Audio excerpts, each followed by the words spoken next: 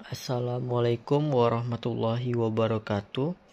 Sebelumnya terima kasih kepada Bapak Apoteker Hayul Fadli Magister Sen selaku dosen pengampu mata kuliah Kimia Bahan Alam 2. Baik, di sini kami akan membahas tentang Microwave Assisted Attraction, teori, praktik, dan aplikasinya. Baik, adapun anggota dari kelompok 6 yaitu ada Aina Novalia dengan NIM 2101163, ada saya sendiri Arvin Dwi Putra 2101169, ada Shirley Gustanti Putri Astari dengan 2101201, dan ada Wita Tri Aresa dengan NIM 2101214. Baik, tidak berlama lagi, mari kita masuk pada pembahasannya. Yang pertama, atraksi adalah penyaringan zat-zat yang berkhasiat atau zat-zat aktif dari tanaman obat atau sumber lainnya. Adapun tujuan dari atraksi untuk menarik komponen kimia yang terdapat pada bahan alam. Baik, pada prinsip atraksi itu ada radiasi gelombang mikro dan ada air menguap dan menghasilkan tekanan yang besar. Dan ketiga, tekanan akan mendorong dinding sel dari dalam. Keempat, senyawa target atau konten aktif keluar. Kelima, ada atraksi dapat ditingkatkan. Keenam, ada radiasi microwave. Dan ketujuh, ada temperatur tinggi. Baik, di sini ada Microwave Assisted Attraction atau disingkat dengan MAI, adalah alat yang digunakan untuk mengatraksi dengan memanfaatkan radiasi gelombang mikro sehingga proses atraksi menjadi lebih cepat dan efisien. Salah satu penggunaan yang paling banyak dilakukan adalah isolasi minyak atsiri dari bahan tanaman. Berikut adalah prinsip pemanasan microwave. Yang pertama, gelombang mikro dihasilkan dari dua medan kumparan tegak lurus, yaitu medan listrik dan medan magnet. Kedua, proses yang terjadi dengan target dan cara yang spesifik sehingga tidak ada panas yang hilang dari lingkungan sekitar. Ketiga, konduksi dan gelombang mikro menyebabkan transfer energi berlangsung lebih cepat. Adapun komponen Microwave Assisted Attraction yaitu adapun kondensor yang kita lihat pada atasnya, yaitu ada sampel dan ada magnetron dan iridationnya, dan ada microwave controlnya. Baik, selanjutnya tahapan kerja dengan Microwave Assisted Attraction. Yang pertama itu buah segar itu dikeringkan, terus dihancurkan sehingga menjadi kecil-kecil, sehingga di indica powdernya itu jadi sampel tersebut itu dimasukkan ke dalam pelarut sehingga terus diatraksi dengan menggunakan Microwave Assisted Attraction. Lalu dilakukanlah penyaringan dengan penguapan dan dapatlah total ekstraknya. Lalu dianalisa dengan spektrometer UV dengan melihat panjang gelombangnya dianalisis. Jadi dapatlah total TPC dan TFC-nya. Selanjutnya adalah jenis-jenis dari Microwave Assisted Extraction. Nah, apa-apa saja sih jenis-jenis dari Microwave Assisted Extraction ini? Yang pertama adalah Solvent Free Microwave Extraction atau SFME. Nah, prinsip dari alat Solvent Free Microwave Extraction ini adalah penyulingan kering dibantu oleh microwave yang menempatkan matriks segar di reaktor microwave tanpa menambahkan air ataupun pelarut organik. Selanjutnya, ini adalah contoh jurnal dari pengaplikasian Solvent Free Microwave Extraction, yaitu ekstraksi minyak atsiri dari bunga mawar atau Rosa hybrida L dengan metode Solvent Free Microwave Extraction. Selanjutnya yang kedua adalah Microwave Hydrodistillation dan Gravity atau MHG. Nah, Proses pada alat ini dirancang untuk ekstraksi minyak esensial yang berbeda matriks dengan hidrodifusi melalui radiasi gelombang mikro pada tekanan atmosfer.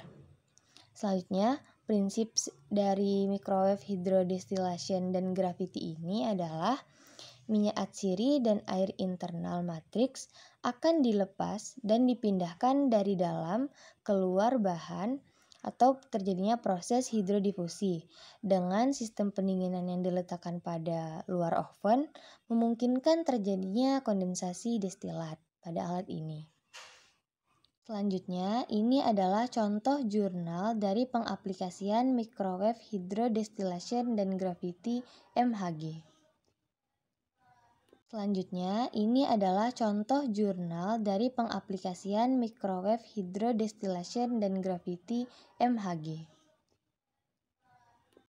Nah, prinsip dari alat compressed air microwave distillation ini adalah proses entrainment uap dan menggunakan udara bertekanan untuk mengekstraksi. Udara yang ditekan secara kontinu diinjeksikan ke dalam reaktor di mana matriksnya tenggelam dalam air dan dipanaskan oleh gelombang mikro. Uap lalu akan menjadi jenuh dengan molekul yang bersifat tidak stabil dan kemudian didorong ke bejana pemulihan yang direndam dengan sistem pendinginan. Setelah beberapa menit, air dan molekul aromatik dikondensasikan dan dipulihkan dalam proporsi yang sama dengan proses konvensional. Selanjutnya ada microwave hydrodistillation.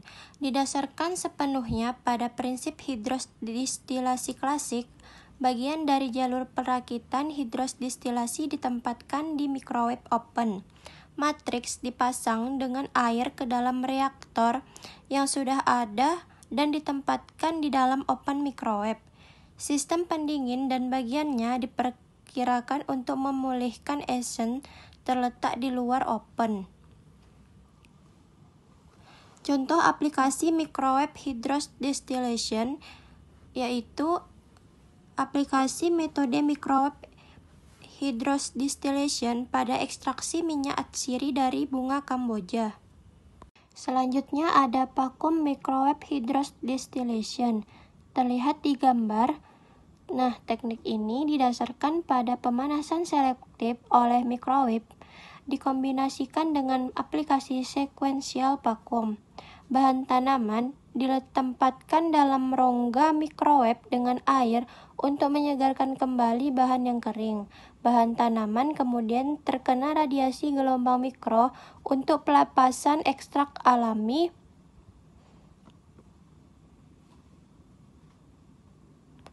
Nah, contoh aplikasi dari vacuum microwave hydrodistillation yaitu ada ekstraksi minyak atsiri kulit jeruk manis atau Citrus sinensis dengan metode vacuum microwave assisted hydrodistillation. Nah, terdapat faktor yang dapat mempengaruhi proses kerja dari microwave assisted extraction atau MAE. Yang pertama itu pemilihan pelarut. Pilihan pelarut didasarkan pada kelarutan senyawa atau target selektivitas, interaksi antara pelarut dan matriks bahan dan faktor desipasi. MAE bisa dilakukan juga tanpa pelarut. Yang kedua ada volume pelarut. Nah, prinsipnya itu volume pelarut harus mencukupi untuk melarutkan senyawa dan memanaskan sel. Yang ketiga ada waktu yang berkolerasi positif terhadap jumlah senyawa target, walaupun terdapat resiko terjadinya degradasi senyawa target itu sendiri. Kemudian yang keempat ada jumlah proses ekstraksi. Nah, jumlah proses ekstraksi ini dapat meningkatkan efisiensi dari ekstraksi. Misalnya, 4 ekstraksi dengan 50 ml pelarut lebih efisien dibandingkan 1 ekstraksi dengan 200 ml pelarut. Yang kelima ada pemecahan sel pada daya rendah. Terjadi resiko secara berangsur-angsur. Sebaliknya, daya tinggi beresiko juga meningkatkan degradasi termal senyawa target. Kemudian yang keenam ada ukuran partikel. Ukuran partikel bahan mempengaruhi hasil ekstraksi. Ukuran partikel efektif berkisar 1000 mikrometer hingga 2 mm. Bubuk halus atau fine powder mempermudah kontraks matriks bahan pelarut dengan memberikan luas permukaan besar dan jarak tempuh bahan pelarut yang padat. Selanjutnya yaitu kira-kira apa ya kekurangan dan kelebihan MAE? Nah, kelebihannya yang pertama itu hemat waktu. Waktu ekstraksi biasanya berkisar antara beberapa detik sampai beberapa menit, yaitu 15-20 menit. Yang kedua itu hemat pelarut, yang ketiga itu hasil ekstraksi yang didapat banyak, yang keempat itu memberikan akurasi dan presisi yang lebih baik, yang kelima itu cocok untuk unsur termolabil, yang terakhir yaitu dapat mengekstrak konstituen kecil termasuk residu logam berat dan pestisida dari beberapa miligram sampel tanaman. Kekurangannya yaitu yang pertama, filtrasi atau sentrifugasi tambahan diperlukan untuk menghilangkan residu solid. Yang kedua yaitu efisiensi microwave dapat berkurang saat senyawa target atau solvent bersifat nonpolar atau saat volatil. Yang terakhir yaitu penggunaan suhu tinggi yang dapat menyebabkan degradasi dari senyawa bioaktif yang sensitif oleh pemanasan. Selanjutnya yaitu aspek keamanan dan lingkungan MAE. Nah, metode MAE ini memberikan keamanan ekstra pada senyawa peka terhadap panas atau termolabil karena mengurangi suhu didih yang terkait dengan pelarut, serta dapat mengurangi penggunaan pelarut ketika dilakukan proses ekstraksi. Nah, selain itu, metode MAE meningkatkan fenomena perpindahan massa dengan bertambahnya difusi analit target dari saluran seluler kompleks ke pelarut eksternal dalam jumlah yang besar karena tekanan yang diciptakannya.